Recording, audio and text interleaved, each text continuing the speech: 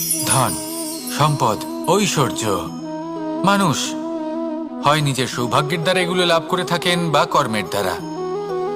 সৌভাগ্য আসলে কি?